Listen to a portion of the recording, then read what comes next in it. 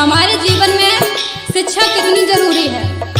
तो देखिए इस गीत को सुनिए, समझिए और महसूस जरूर कीजिए कि गीत आप लोगों को क्या संदेश देना चाहता है। सुनिए।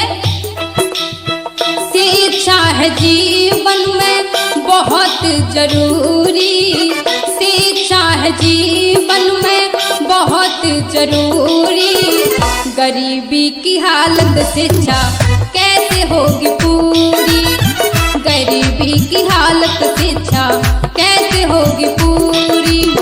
शिक्षा है जीवन में बहुत जरूरी, शिक्षा है जीवन में बहुत जरूरी। गरीबी की हालत शिक्षा कैसे होगी पूरी, गरीबी की हालत शिक्षा कैसे होगी पूरी।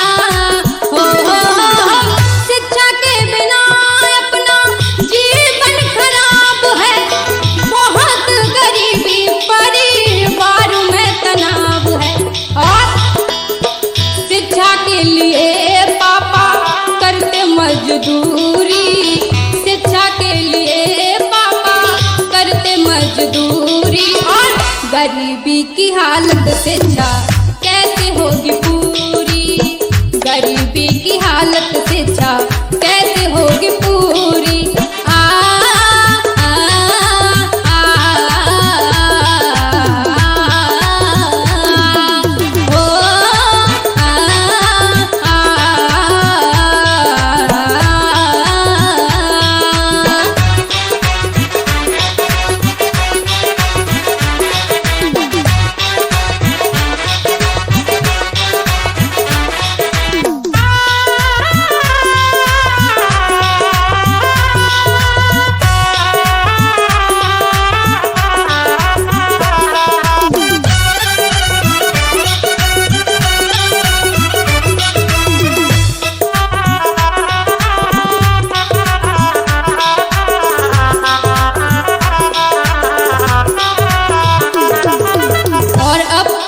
समय में शिक्षा हमारे लिए सब कुछ है। यदि शिक्षा नहीं है तो हमारे जीवन में अंधेरे ही अंधेरे हैं। इसीलिए लिखा क्या, कैसी मजबूरी शायर मेरे भाई, बिना पैसे की मेरी अधूरी पढ़ाई।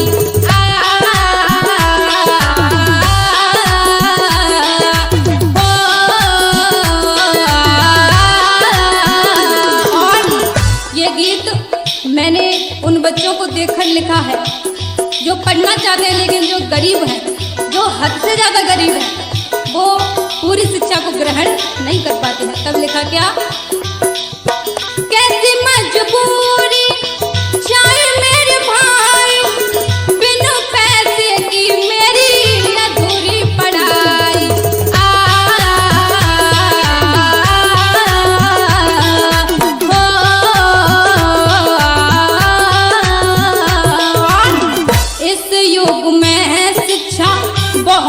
जरूरी, इस युग में है शिक्षा बहुत जरूरी। और गरीबी की हालत शिक्षा कैसे होगी पूरी, गरीबी की हालत शिक्षा कैसे होगी पूरी।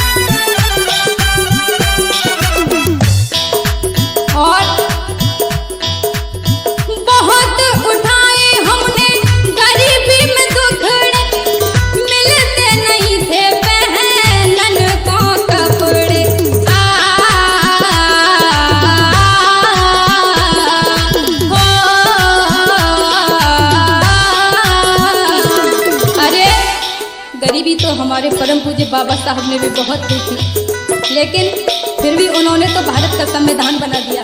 लेकिन हर बच्चा बाबा साहब जैसा नहीं होता है। तब लिखा क्या, बहुत उठाए हमने गरीबी में दुखड़े, मिलते नहीं थे पहनन को कपड़े।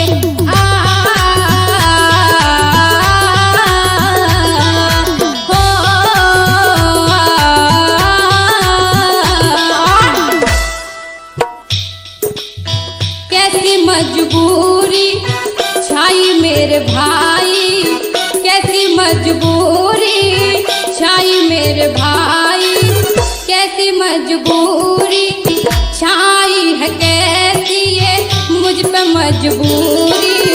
गरीबी की हालत से छा कैसे होगी पूरी, गरीबी की हालत से छा कैसे होगी पूरी।